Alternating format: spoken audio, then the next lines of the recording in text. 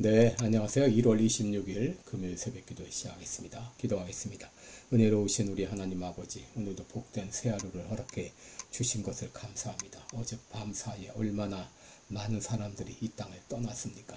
하나님께서 오늘도 나에게 생명 주시고 건강 주셔서 또 기쁨으로 하루를 시작합니다. 오늘도 하나님께 영광 돌리는 귀한 하루 되게 하시고 나의 관계된 모든 것들 하나님께서 온전케 하여 주시옵시고 우리의 당면한 모든 문제 주님의 은혜 가운데 해결받는 역사가 있게 하여 주시고 우리의 간구하는 모든 간구를 주님이 들응답하여 주옵소서. 이 시간도 병중에 있는 우리 모든 성도들 긍휼을 베풀어 주시고 주의 능력의 손으로 어루만져 주시사 깨끗이 나음을 얻게 하여 주시옵소서. 오늘 한날도 주님 앞에 의탁하며 예수님의 이름으로 기도드리옵나이다. 아멘.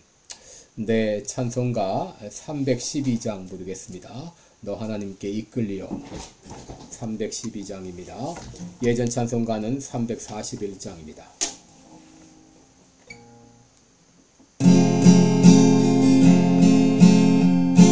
너 하나님께 이끌리어 일평생 주만 바라며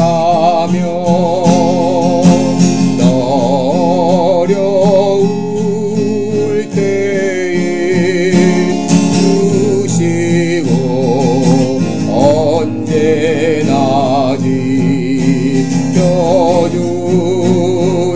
지켜주신다야. 주 크신 사랑 믿는 자 그 반석 위에 서리라. 너 설레는 맘 가다듬고 희망 중이다 되면서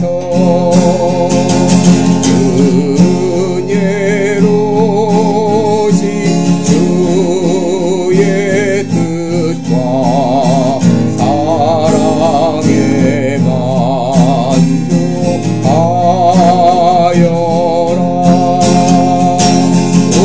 우리를 불러주신 주 마음에 소원하신다. 주 찬양하고 기도하며 대본 주님 전하라. 주 약속하신 모든 은혜 내게서 이루어지리라. 참되고 의지하는 자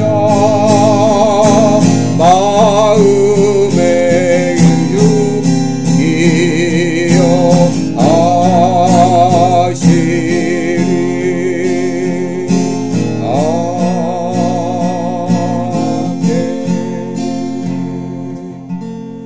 아멘. 네, 우리 오늘은 여호수아 23장입니다. 23장 1절로 7절까지 1절로 9절까지 읽어드리겠습니다. 여호수아 23장 1절로 9절입니다. 여호와께서 이스라엘의 사방 대적을 다 멸하시고 안식을 이스라엘에게 주신 지 오랜 후에 여호수아가 나이 많아 늙은지라 여호수아가 온 이스라엘 곧 그 장로들과 두령들과 재판장들과 유사들을 불러다가 그들에게 이르되 나는 나이 많아 늙었도다. 너희 하나님 여호와께서 너희를 위하여 이 모든 나라에 행하신 일을 너희가 다 보았거니와 너희 하나님 여호와 그는 너희를 위하여 싸우신 자신이라. 보라, 내가 요단에서부터 해지는 편 대까지에 남아있는 나라들과 이미 멸한 모든 나라를 내가 너희를 위하여 제비 뽑아 너희 지파에게 기업이 되게 하였느니라. 너희 하나님 여호와 그가 너희 앞에서 그들을 쫓으사 너희 목전에서 떠나게 하시리니 너희 하나님 여호와께서 너희에게 말씀하신 대로 너희가 그 땅을 차지할 것이라. 그러므로 너희는 크게 힘써 모세 율법책에 기록된 것을 다 지켜 행하라. 그리하면 그것을 떠나 좌로나 우로나 치우치지 말라. 너희 중에 남아있는 이 나라들 중에 가지 말라. 그 신들의 이름을 부르지 말라. 그것을 가리켜 맹세하지 말라. 또 그것을 섬겨서 그들에게 절하지 말라. 오직 너희 하나님 여호와를 친근히 하기를 오늘날까지 행한 것 같이 하라. 대저 여호와께서 강대한 나라들을 너희 앞에서 쫓아내셨으므로 오늘날까지 너희를 당한 자가 하나도 없었느니라. 아멘. 네, 우리 오늘은 삶 가운데 함께 하시는 하나님, 이런 제목으로 함께 말씀 나누겠습니다.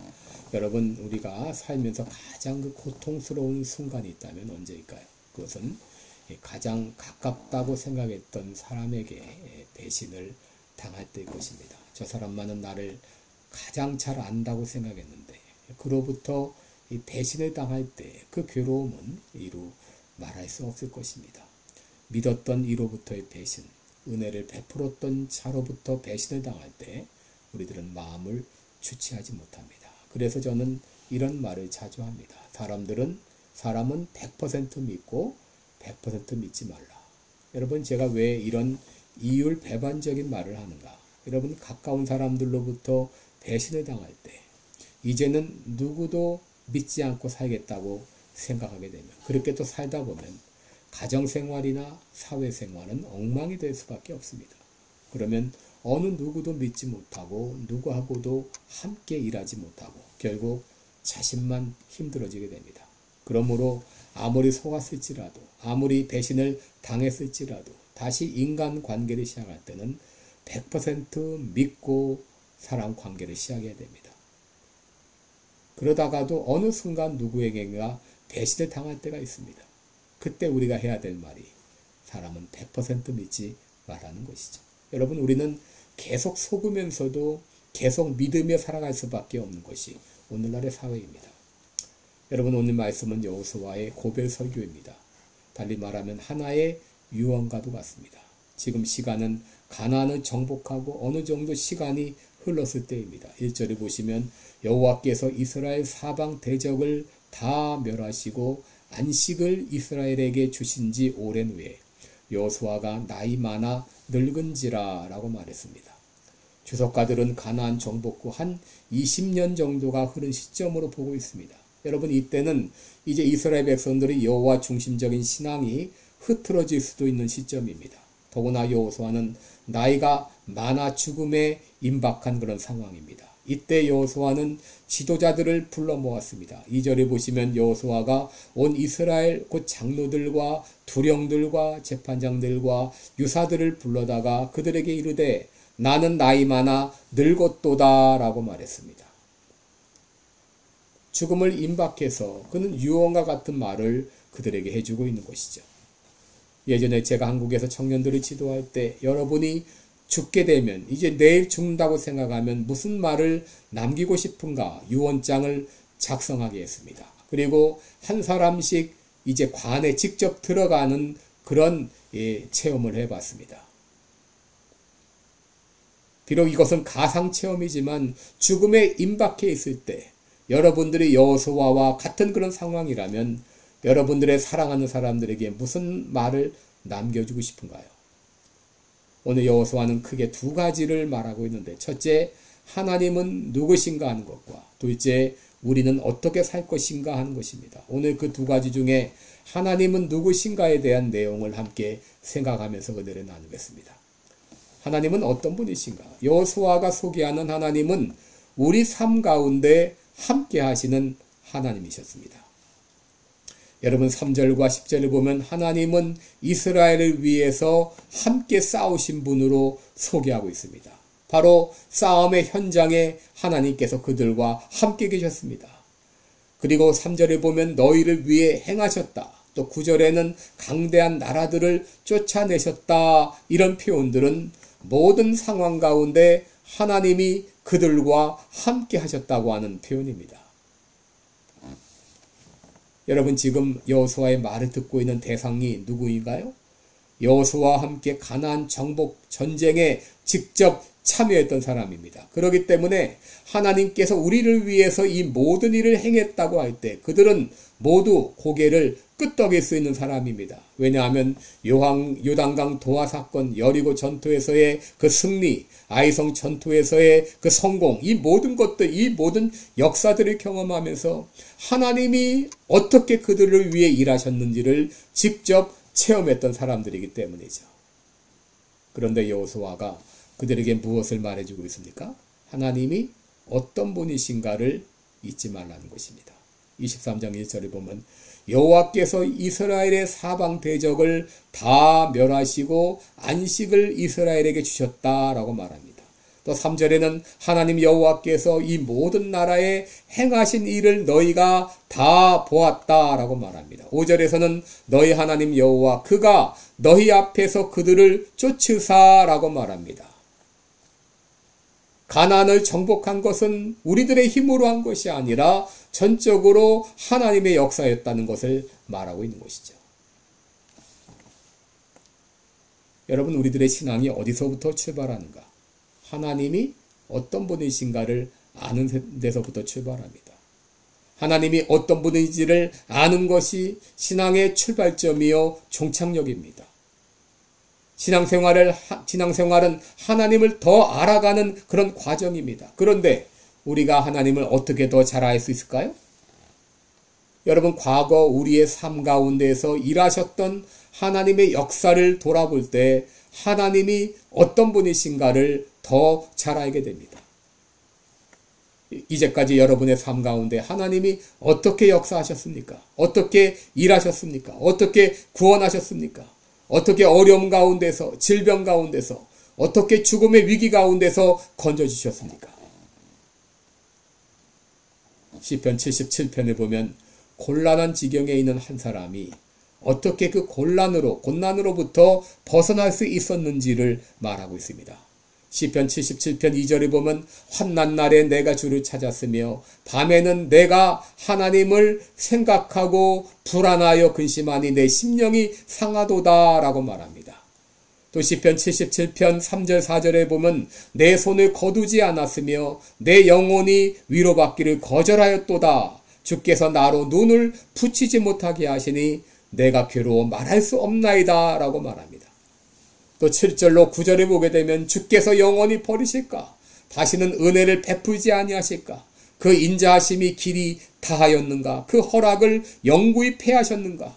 하나님이 은혜 베푸심을 잊으셨는가? 노하심으로 그 긍휼을 막으셨는가? 라고 말합니다.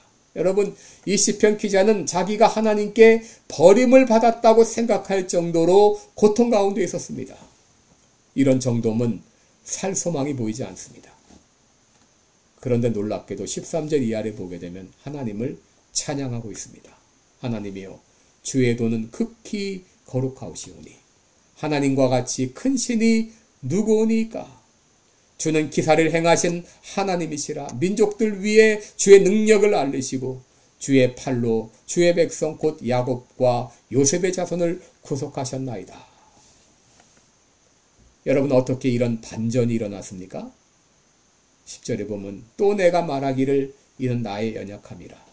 지존자의 오른손에 해 곧 여호와의 옛적 기사를 기억하여 그 행하신 일을 진술하리이다. 여러분 그가 헤어나올 수 없는 이 고통 가운데서 다시 일어날 수 있었던 것은 바로 하나님이 그를 위해서 혹은 이스라엘을 위해서 해주셨던 놀라운 기사와 이적을 기억하는 것이었습니다.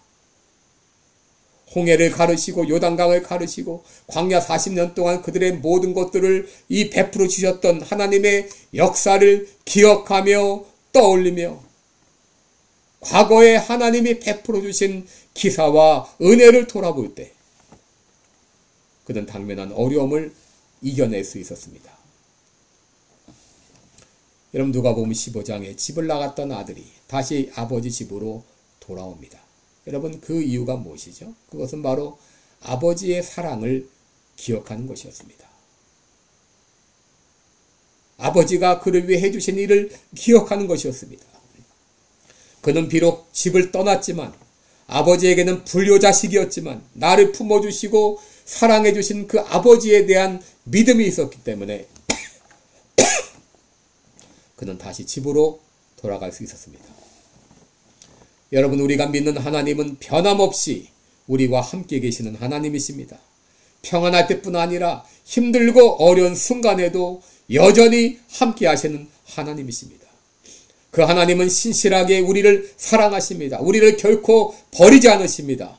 내가 잘못된 길로 갔을지라도 다시 돌아오기를 간절히 기다리시는 하나님이십니다.